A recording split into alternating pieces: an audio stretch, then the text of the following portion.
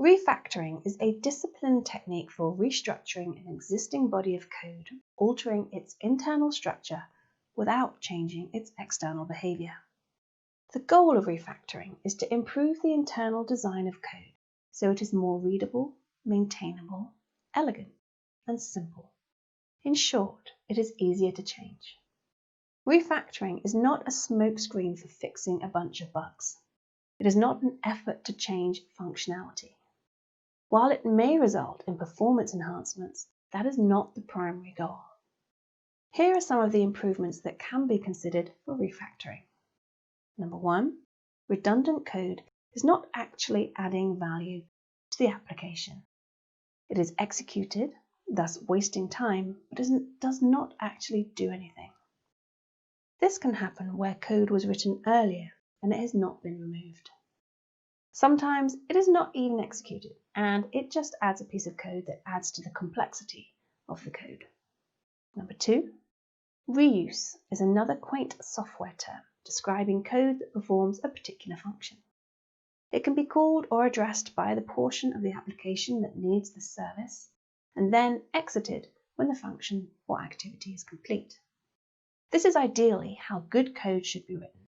It makes testing during development much simpler and is a single point of failure, not iterated throughout the application.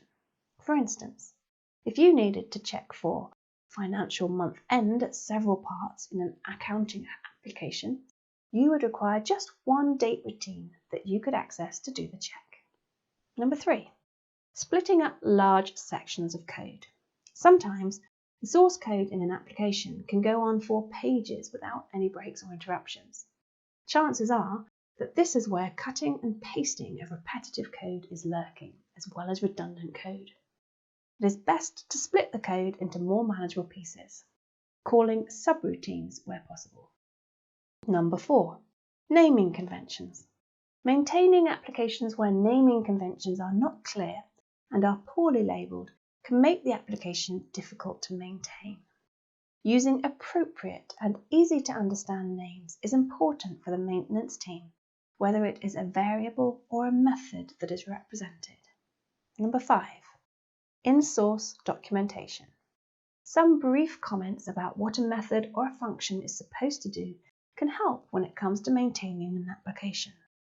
It could be helpful to add a comment to clarify the logic in a complex function or to describe the possible options, for instance, in a menu screen.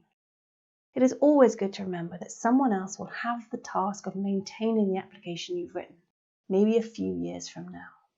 Number 6, improving the design of the code. Simpler is better.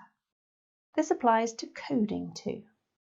If there is a straightforward way of coding a method or function, do it that way. Complex code has a higher likelihood of error and is harder to maintain. Plus, complex code is more likely to contain redundant code. A few comments make it easier to understand the intent of the original developer.